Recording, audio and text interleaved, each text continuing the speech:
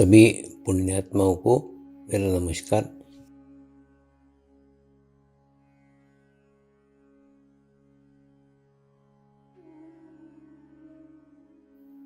गुरुर्ब्रह्मा गुरुर्विष्णु गुरुर्देवो महेश्वरा, गुरु साक्षात परब्रह्म तस्मै श्री गुरुवे नमः।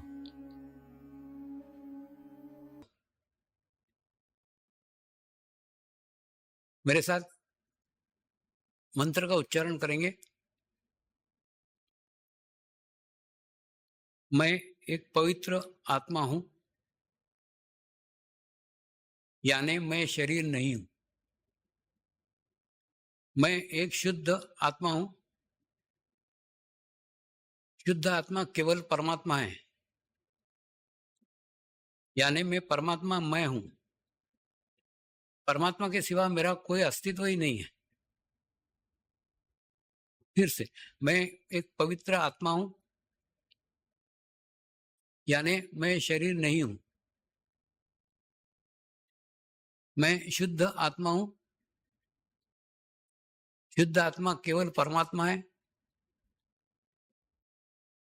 परमात्मा के सिवा मेरा कोई अस्तित्व नहीं है। मैं परमात्मा मैं हूं। फिर से, मैं एक पवित्र आत्मा हूं, यानी मैं शरीर नहीं हूं। मैं शुद्ध आत्मा हूं। शुद्ध आत्मा केवल और केवल परमात्मा है। परमात्मा के सिवा मेरा कोई अस्तित्व नहीं है। मैं परमात्मा मैं हूं। अब इसी आत्मा भाव को बनाए रखते हुए गुरु मंत्र का उच्चारण करेंगे।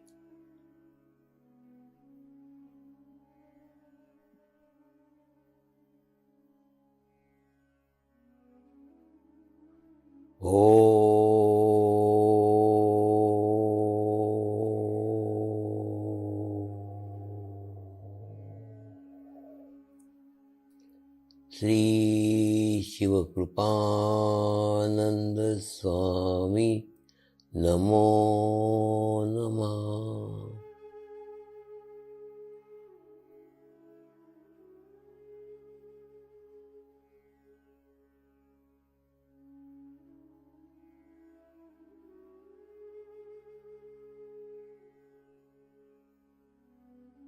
ओम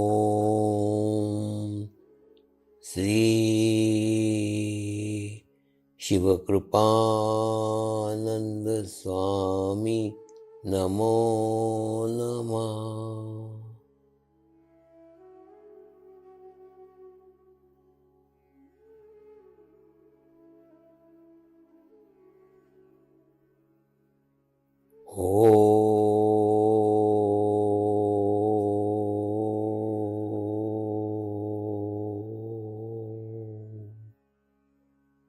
श्री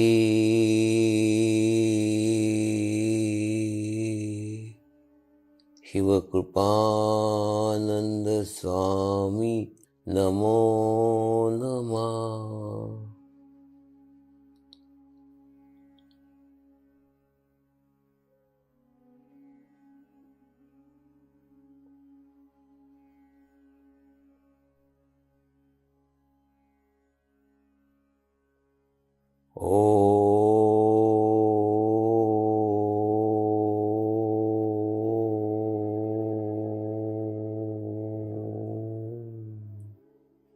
श्री शिवकृपानंद स्वामी नमो नमः।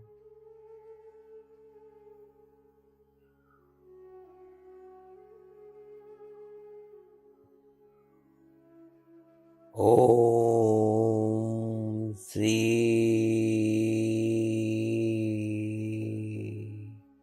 शिवकृपानंद स्वामी नमो नमः।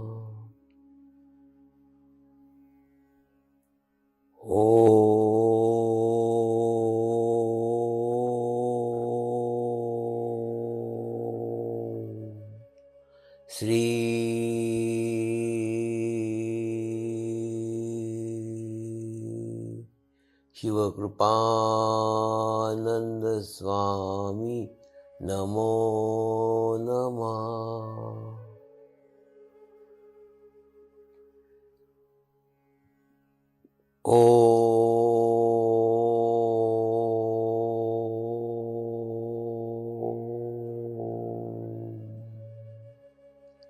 श्री शिवकृपानंद स्वामी नमो नमः।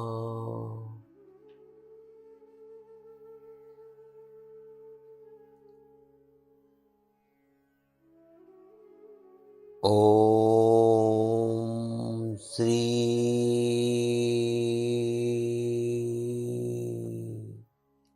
शिवकृपानंद स्वामी नमो नमः।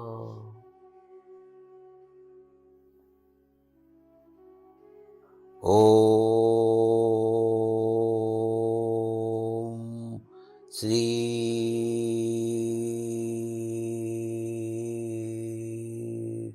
शिवकृपानंद स्वामी नमो नमः।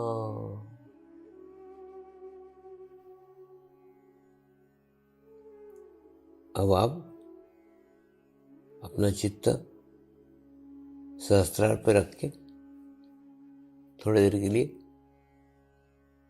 ध्यान में जाएंगे।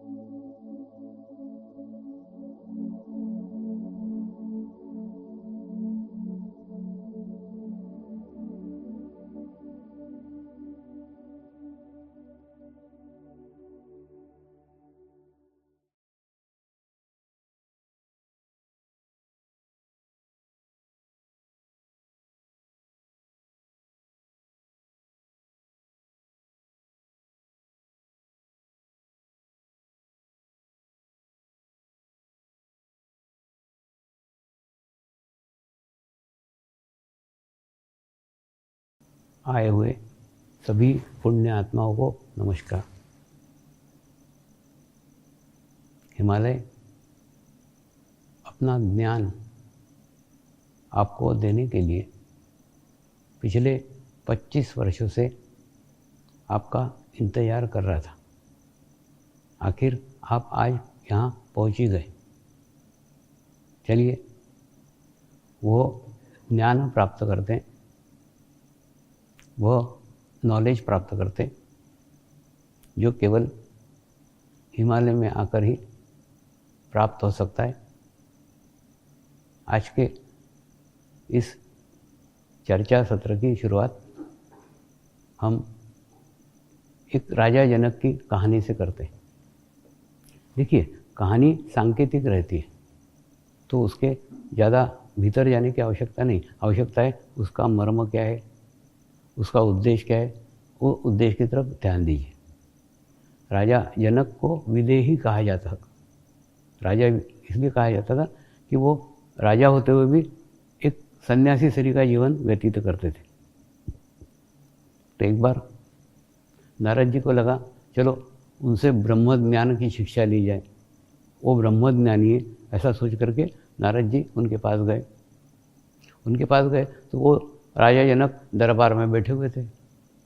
दरबार में उनके सामने नृत्यांगना नाच रही थी, वाद्य वृंद बज रहे थे।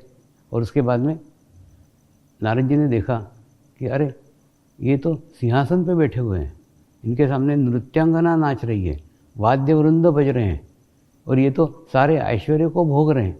ये कैसे विदेही हो सकते हैं, ये कैसे ब्रह्मज्ञानी हो सकते हैं।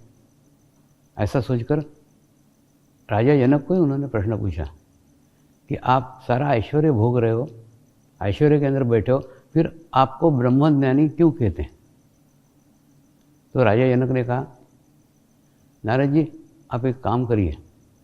एक कटोरी दी उनको और दूध दिया, और दूध पूरी कटोरी भरी हुई थी, और उनको कहा ये कटोरी लेकर के आप दिन भर घूमिए और कल सुबह आइए, तो कल सुबह मैं आपको बताता हूँ कि मेरे को ब्रह्मज्ञानी क्यों कहते हैं। तो नारद मुनि वो कटोरी देकर चले गए, और उसके बाद में दूसरे दिन सवेरे फिर आए। तो राजा जनक ने पूछा, आपने क्या क्या देखा? तो बोले, मैंने तीनों लोकों का भ्रमण किया, लेकिन उसके बावजूद भी मैंने कुछ भी नहीं देखा। बोले, क्यों? बोले, नहीं, मैं कटोरी देख रहा था और दूध देख रहा था। मेरा चित्त था कि मेरा दूध उसमें से छलक नहीं जाए, क्योंकि अगर दूध छलक गया तो आप बताएंगे नहीं कि आप ब्रह्मज्ञानी कैसे हो। राजा जनक ने कहा, बिल्कुल ठीक ऐसा ही आपको दिख रहा है कि नृत्यांगनाएं नाच रही है, वाद्य वृंद बज रहे हैं, मैं सिंहासन पे बैठा हूँ, राज ऐश्वर्य भोग रहा हूँ, लेकिन इसमें मैं कहीं पे भी नहीं हूँ। सबके बीच में रहते हुए भी कहीं नहीं हूँ, इसीलिए मुझे ब्रह्मज्ञानी कहते हैं। देखिए, हम ना साधु संत नहीं है, हम कोई सन्यासी नहीं है, हम कोई हिमालय में बैठे हुए ऋषि मुनि नहीं है, हम सर्वसामान्य मनुष्य हैं। तो हमारे आदर्श राजा जनक होना चाहिए कि हमको भी संसार में रहने का है, हमको भी समाज में रहने का है, और समाज में रहते हुए भी अपना चित्त अंतर्मुखी करके स्थित रहने का है, सबके बीच में रहने का, लेकिन किसी के बीच में नहीं रहने का। ये अंतर्मुखी जो शब्द है ना, ये सुनने को जितना आसान लगता है, वास्तव में उतना अनुभव करने को बड़ा कठिन है। क्या होता है, हमारी खोज, परमानंद की खोज, परमात्मा की खोज सदैव बाहर ही करते रहते हैं। परमेश्वर को बाहर खोजते रहते हैं, परमात्मा को बाहर ढूंढते रहते हैं। हम मंदिरों में जाते हैं, तीर्थ क्षेत्र में जाते हैं, पहाड़ों पर जाते हैं, गुफाओं में जाते हैं, नदियों में जाते हैं, और सब जगह उस परमात्मा को खोजते फिरते रहते हैं। और जब हमारा चित्त ही बाहर हो तो फिर हम अंतर्मुखी कैसे हो सकते हैं? अंतर्मुखी का अर्थ है जिसका चित्त अंदर हो, इसका चित्त भीतर हो। देखिए, ये बिल्कुल वैसा ही है जिस प्रकार से जीवंत गाय के बिना दूध नहीं मिल सकता। अगर दूध पीने का है तो आपको जीवंत गाय ही चाहिए। चित्र की गाय आपको दूध नहीं दे सकती।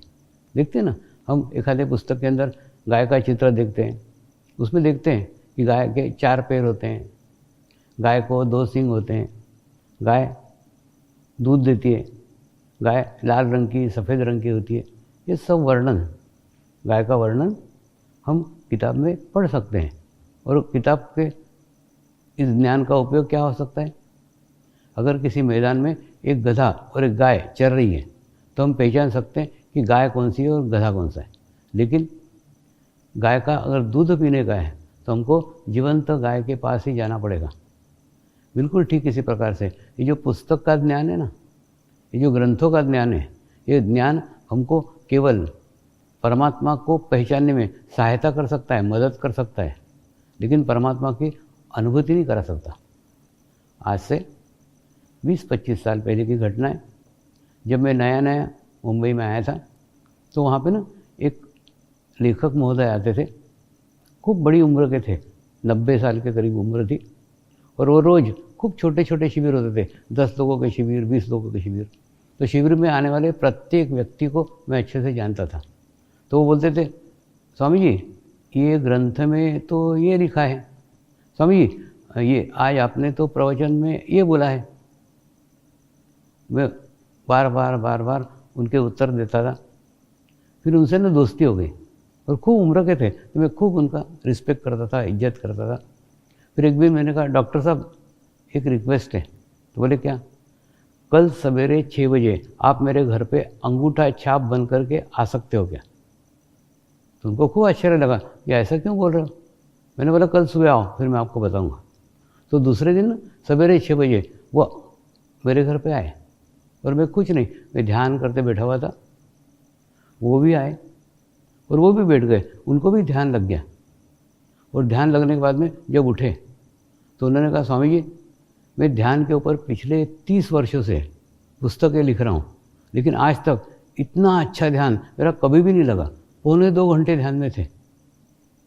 मैंने मुस्कुराते हुए उनको कहा, आप कार लेके आए हो ना? बोले हाँ। मैंने कहा, कार लेके मेरे घर में घुस गए क्या? नहीं। तो कार बाहर खड़ी करी और पैदल पैदल पैदल घर के अंदर आए। बिल्कुल ठीक इसी प्रकार से पुस्तक का ज्ञान, पुस्तक का नॉलेज, ग्रंथों का नॉलेज आपको परमात्मा तक पहुंचा सकता है, परमात्मा की अनुभूति कभी नहीं करा सकता। और अगर परमात्मा की अनुभूति कराने की है तो आपको उस ज्ञान को छोड़ना पड़ेगा, उस नॉलेज को छोड़ना पड़ेगा। देखिए यही कारण है कि आज के युवा पीढ़ी को पुस्तक का ज्ञान समझ में नहीं आता। हजारों साल पहले की पुस्तकें, हजारों साल पहले के ग्रंथ, उसकी भाषा, उसके अर्थ अलग है। समय के अनुसार सबके अर्थ बदलते रहते हैं, और ऐसा पुस्तक का ज्ञान आज के युवा पीढ़ी को समझ में नहीं आता। उनको अनुभूति का ज्ञान समझ में आता है, उनको वर्तमान का ज्ञान समझ में आता है। दूसरा क्या है, हमारे पिताजी ने कहा भगवान है, हमने मान लिया, और वो मंदिर गए, हम भी मंदिर में गए। लेकिन आज की युवा पीढ़ी थ्योरी के साथ में प्रैक्टिकल करती है, और प्रैक्टिकल करती है, वो बोलती है, एक बाप को वो बोलेगी परमात्मा है, सिद्ध करो तो मैं मंदिर में आता हूँ। अब बताओ कौन बाप सिद्ध कर सकता है कि परमात्मा है? तो आज की ना पीढ़ी जो है वो बहुत बुद्धिमान है, वो हमारे से बहुत बुद्धिमान है, और उसी के कारण वो सीधा प्रश्न पूछती है, अगर भगवान है तो आप साबित करो कि भगवान है, तो हम उसको मानते हैं। क्यों? क्योंकि वो थ्योरी के साथ में प्रैक्टिकल करती है। अब परमात्मा को सिद्ध करना तो बड़ा कठिन है, तो इसीलिए जब तक उनको अनुभूति नहीं होती, जब तक अनुभव नहीं होता, तब तक वो उस पर विश्वास नहीं करते। कुछ दिन पहले एक विश्व स्तरीय गुरुओं का सम्मेलन हुआ, उसमें सब धर्म, सब उपासना पद्धति के गुरु शामिल हुए थे, और उसके बाद में नेपाल से भी कुछ गुरु आए थे। और उसके गुरु ने मुझे प्रश्न पूछा, स्वामी जी तुम्हारे आश्रम में सब युवा लोग हैं, ऑफिस में युवा, मैनेजर युवा, ड्राइवर युवा, सेवादारी युवा, सब लोग युवक युवतियाँ ही आपके यहाँ सब है, और हमारे यहाँ तो सब बूढ़े बूढ़े आश्रमों में रहते हैं, ऐसा क्यों? मैंने उनको कहा, मैं इनको पोथी पुराण की बातें नहीं करता, क्योंकि पुस्तक का एक अक्षर भी मैंने पढ़ा हुआ नहीं है, मैंने एक अक्षर भी पढ़ा नहीं। उसके कारण मैं जो बोलता हूँ वो पुस्तक का कुछ होता ही नहीं है। तो उसके कारण ना उनको वो करीब का लगता है, उनको वो पास का लगता है, और दूसरा उनको अनुभूति होती है, अनुभूति का ज्ञान है। वास्तव में क्या है मालूम है? समर्पण, ध्यान, संस्कार अनुभूति का ज्ञान है, अनुभूति का नॉलेज है। अगर आप मुसलमान हैं और आप अंगूठा छापे, तो अगर आप कुरान पढ़ते हैं तो कुरान पढ़ नहीं सकते, क्योंकि आप पढ़े लिखे ही नहीं हैं, अंगूठा छापे। और दूसरा, अगर आप अंगूठा छापे तो आप बाइबल भी पढ़ नहीं सकते, सिर्फ उसकी सम्मान कर सकते हैं, रिस्पेक्ट कर सकते हैं, लेकिन उसको पढ़ नहीं सकते, क्योंकि पढ़ना आपको आता ही नहीं है। तीसरा, अगर आप हिंदू हैं तो आप गीता भी तब तक नहीं पढ़ सकते जब तक आप पढ़े लिखे नहीं हैं। यानी धर्म ग्रंथों को भी पढ़ने के लिए पढ़ा लिखा होना अत्यंत आवश्यक है। ये बात हुई किताब की, लेकिन उन ग्रंथों के ज्ञान को उसी अर्थ में समझने के लिए अनुभूति की आवश्यकता है। जब तक आपको अनुभूति का ज्ञान नहीं होगा, तब तक आप आपके धर्म ग्रंथों को पढ़ तो सकते हो, समझ नहीं सकते हो। देखिए, पढ़ना और समझना, इसमें ज़मीन आसमान का अंतर है। मैं आपको एक उदाहरण से समझाने का कोशिश करता हूँ। संत ज्ञानेश्वर ने कहा है, देवाच्या द्वारी उभा क्षण भरी, जीणे मुक्ति करी साधिली।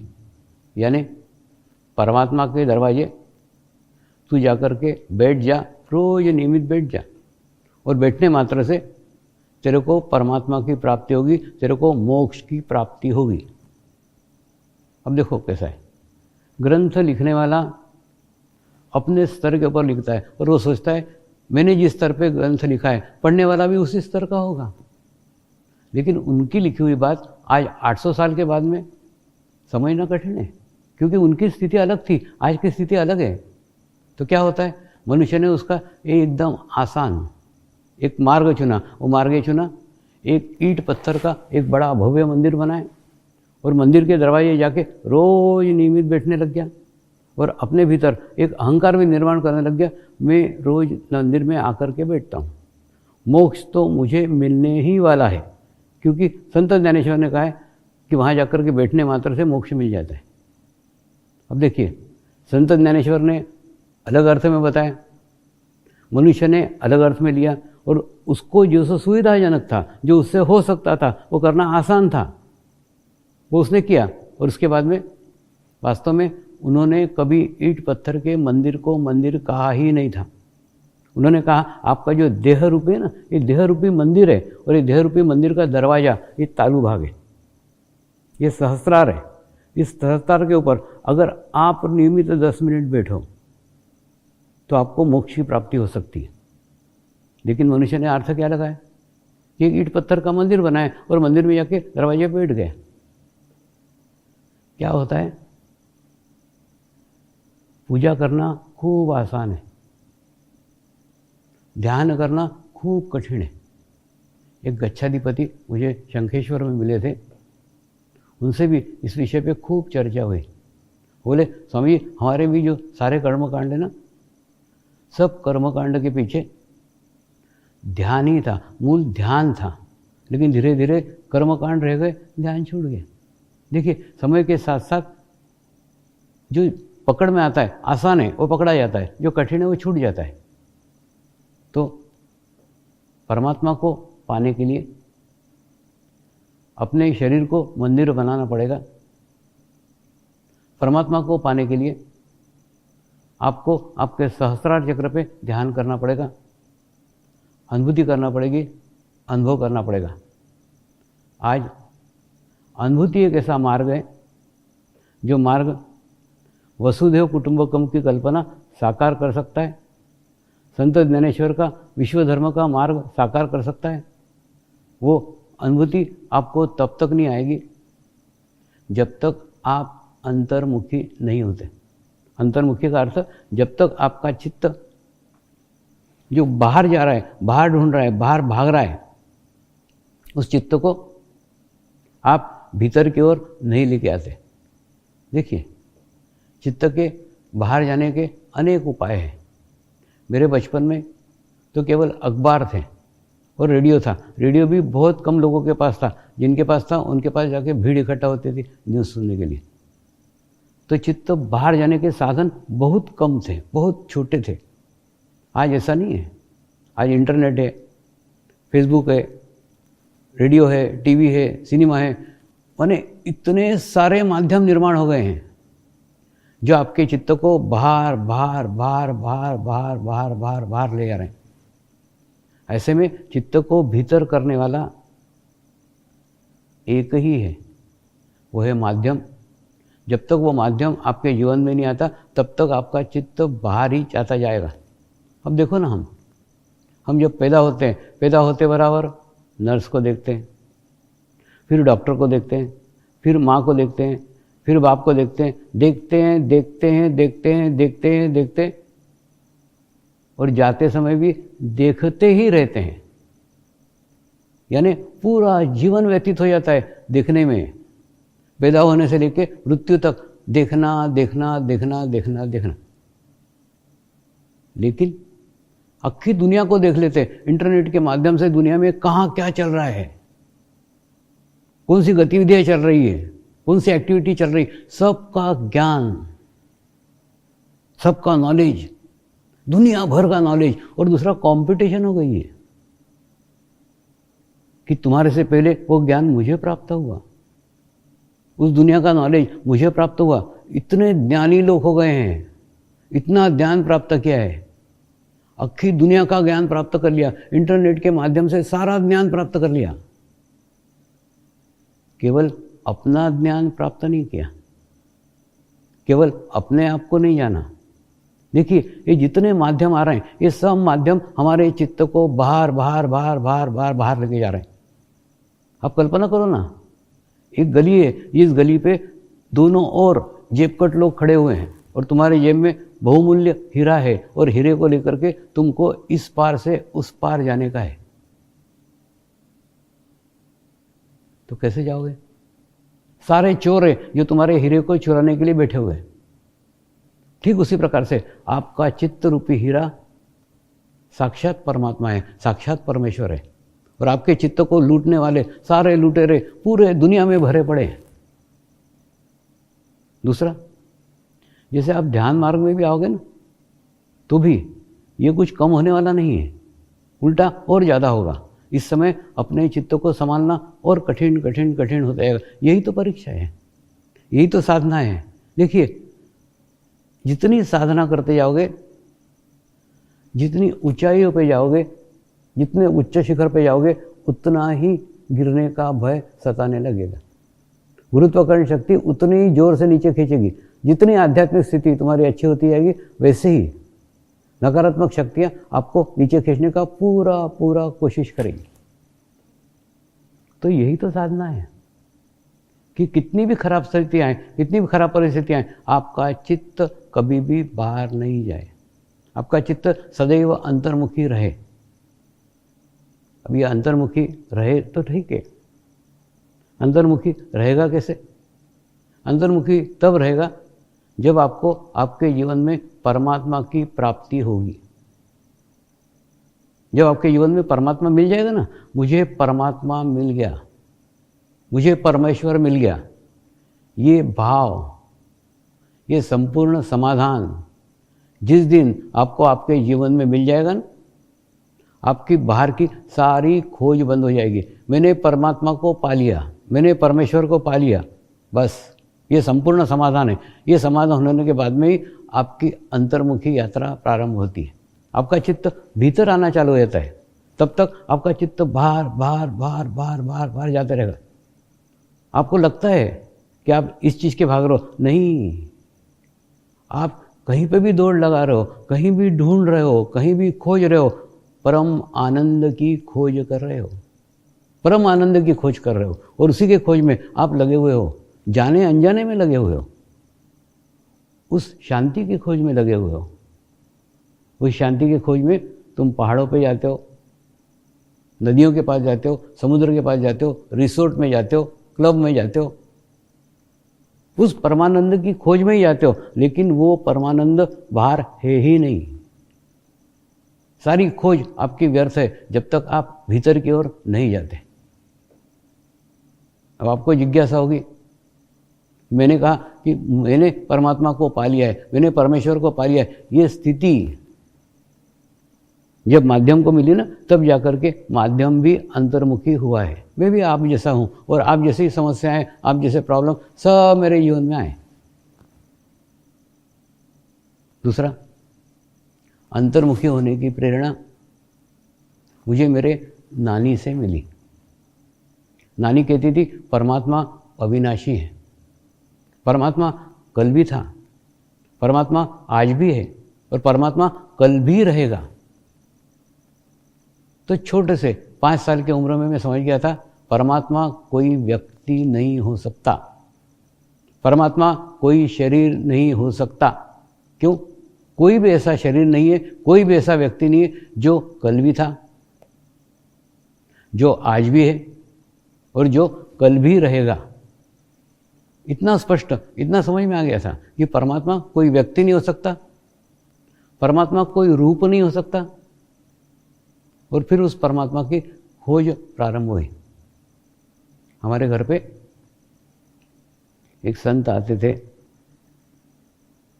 एक महात्मा आते थे, और नानी कहती थी, परमात्मा के वो माई के साक्षात परमेश्वर उनके मुख से बोलता है। नानी उनको गुरु मानती थी।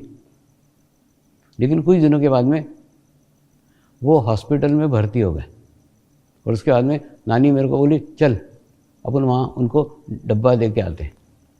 मैंने डब्बा बाजू में रखा और नानी का प्रश्न किया, नानी पहले तो ये बता, वो परमात्मा के माइक है, तो परमात्मा अपने माइक को ठीक क्यों नहीं रखता? या तो वो परमात्मा के माइक नहीं है, या तो परमात्मा ही नहीं है। नानी उसका कोई उत्तर नहीं दे सकी।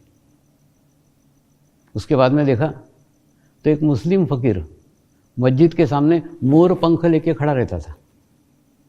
और जो भी आदमी आए उसकी झाड़ फूँक करता था, उसको ब्लेसिंग देता था, उसको आशीर्वाद देता था। आने वाली सबकी सभी समस्याओं का समाधान उसके पास होता था, ऐसा लोगों का विश्वास था।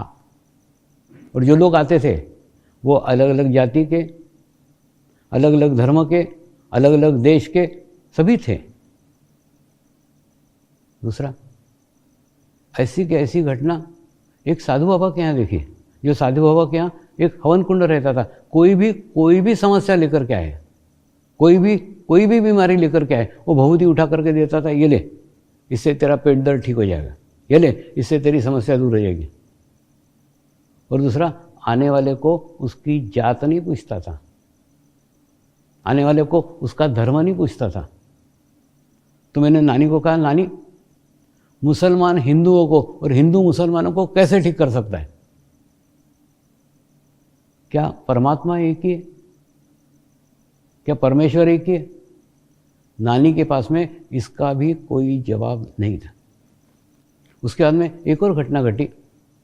उस समय ना हरिद्वार में कुछ लोग नाव से देव दर्शन को जा रहे थे और पूरी की पूरी नाव डूब गई, 16 लोग मर गए। जैसे न्यूज़ सुनी, नानी को कहा, नानी, रोड के ऊपर एक्सीडेंट होते, ये बात तो समझ में आ रही है, लेकिन जो भगवान का दर्शन करने के लिए जा रहे हैं, जो परमात्मा का दर्शन करने जा रहे हैं, परमात्मा क्या उनको भी नहीं बचाता? नानी, परमात्मा कुछ नहीं है, तेरी कल्पना है। परमात्मा होता तो उनको नहीं बचाता, जो उसका भक्त थे, जो उसका दर्शन करने जा रहे थे। नानी बोली, तुम छोटे बच्चे हो, ऐसे प्रश्न नहीं किया करते, चुप रहो। उसके बाद में नाना जी मुझे हनुमान जी के मंदिर में लेके जाते थे, वो हनुमान भक्त थे। और उसके बाद में नानी कृष्ण भक्त थी, वो मुझे कृष्ण के मंदिर में ले आती थी। और नाना जी को बोलता था ना कि कृष्ण मंदिर चलो, बोले नहीं नहीं, वो तो नानी का भगवान है। और नानी को बोलता था हनुमान जी के मंदिर चलो, नहीं नहीं, वो तो नाना का भगवान है। मैं समझता था पत्नी का भगवान अलग, पति का भगवान अलग, फिर भी संसार चल रहा है। यानी परमेश्वर मानने के ऊपर है, परमात्मा मानने के ऊपर है। कोई किसी को भी परमात्मा माने, कुछ फर्क नहीं पड़ता, कुछ भी माना जा सकता है। कोई हनुमान जी को माने, कोई कृष्ण को माने, और दोनों अलग अलग मान रहे हैं, फिर भी उनका संसार चल रहा है। पति का परमात्मा अलग, पत्नी का परमात्मा अलग। तो उससे ये ज्ञान हुआ कि परमात्मा मानने के ऊपर है, कोई किसी को भी परमात्मा मान सकता है। उसके बाद में कृष्ण के मंदिर में ना एक पुजारी एकदम मूर्ति को चिपक करके बैठता था। हमको रोज प्रसाद देता था, प्रसाद देते थे। तो मन में ऐसा विचार आया, ये परमात्मा के एकदम करीब है, ये परमात्मा के एकदम पास है, चलो इससे दोस्ती की जाए, इसके द्वारा परमात्मा को पहुंचा जाए, परमात्मा को मिला जाए। लेकिन वह भ्रम भी दूसरे दिन टूट गया। दूसरे दिन वो पंडित जी हमारे यहाँ सत्यनारायण की कथा करने आए थे और 11 रुपये की जगह 21 रुपये मांगने लग गए। उसके बाद में मेरे मन में विचार आया, परमात्मा के पास का व्यक्ति इतना लालची है तो परमात्मा कितना लालची होगा। लेकिन परमात्मा की खोज समाप्त नहीं हुई। एक परमात्मा को खोजने की जिज्ञासा हुई, अंदर से जिज्ञासा हुई कि परमात्मा को खोजा जाए, जाना जाए। नानी को मैंने कहा, नानी, मेरे जीवन में अगर मुझे परमात्मा मिला तो परमात्मा को मैं लाखों लोगों तक मिलवाऊंगा, लाखों लोगों को उसकी अनुभूति कराऊंगा। आज वही कार्य मैं पिछले 25 वर्षों से कर रहा हूँ।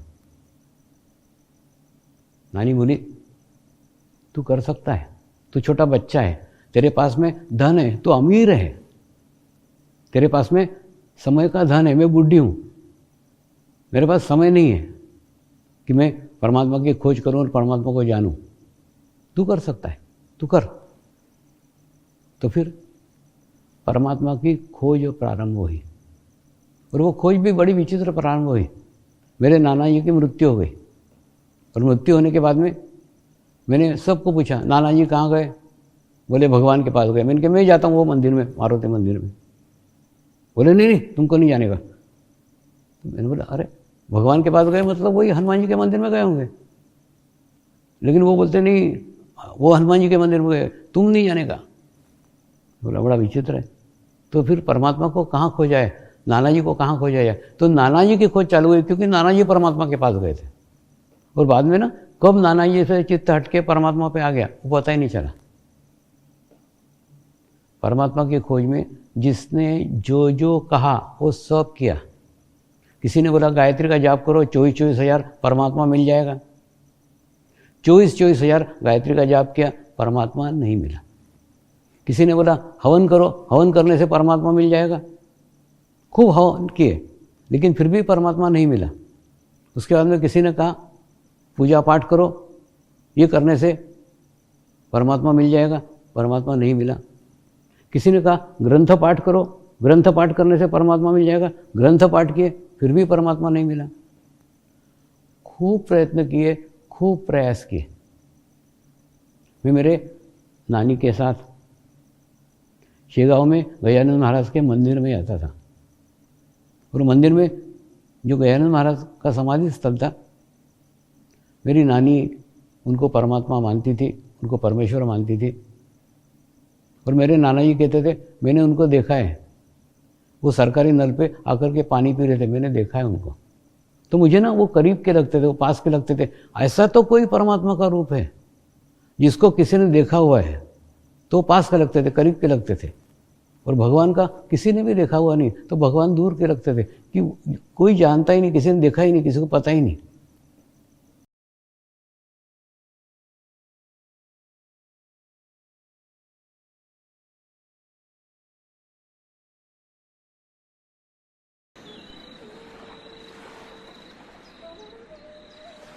प्रार्थना करेंगे। हे परमात्मा, हम सभी पवित्र आत्माएं आपको हृदय से प्रार्थना करते हैं कि सारे विश्व में शांति हो, सारे विश्व के आत्माओं की आध्यात्मिक उन्नति हो एवं सर्वांगीण उन्नति हो। यही हम सब आत्माओं की शुद्ध इच्छा है। शांति पाठ करेंगे। ओम द्योः शांति अंतरिक्षगम शांति पृथ्वी शांति रापः शांतिरौषधयः